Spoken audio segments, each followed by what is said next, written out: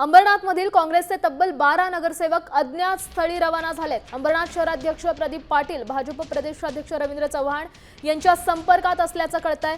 दगाफटका होऊ नये म्हणून काँग्रेस नगरसेवक अज्ञात स्थळी गेल्याचं कळतंय।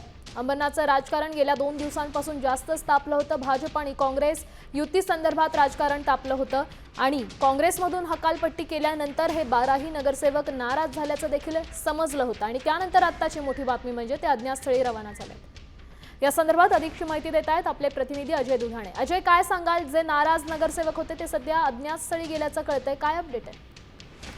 पाहायला गेलं तर हे नाराज नगरसेवक नाहीयेत, यांना काँग्रेसमधून निलंबित करण्यात आलेलं आहे आणि हे 12 नगरसेवक आहेत जे काँग्रेसचे नगरसेवक आहेत। त्यांनी अंबरनाथ जी पार्टी बनवण्यात आलेली त्याला पाठिंबा दिला आणि त्यामुळे जी अभद्र युती झाली होती भाजप, काँग्रेस आणि राष्ट्रवादी ही जी अभद्र युती जी अंबरनाथमध्ये दिसून आली होती आणि त्यामध्ये काँग्रेस पक्षश्रेष्ठींनी काल निलंबनाची त्यांच्यावरती कारवाई केलेली आहे आणि या कारवाईनंतर जे काँग्रेसचे नगरसेवक होते हे भाजपात समाविष्ट होणार होते कारण त्यांच्यावर जाणार होते।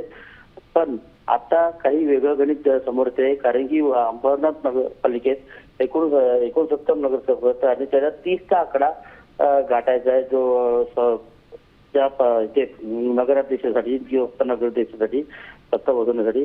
आणि पाहायला गेलं तर जे भाजपाचे 15 नगरसेवक आहेत, काँग्रेसचे 12 नगरसेवक आहेत आणि 4 राष्ट्रवादीचे नगरसेवक आहेत। त्यामध्ये यांचा जो आकडा होतोय तो 32 पर्यंत जातोय। मात्र शिवसेनेचे 27 नगरसेवक आहेत आणि त्यांच्यावर एक अपक्ष असल्यामुळे ते 28 संख्या होते आणि 2 संख्या। धन्यवाद अजय दिलेल्या या सविस्तर माहितीसाठी। तर यातले प्रदीप पाटील ही भाजप प्रदेशाध्यक्ष रवींद्र चव्हाण यांच्या संपर्कात असल्याचं कळतंय। सध्या 12 नगरसेवक हे अज्ञात स्थळी गेले।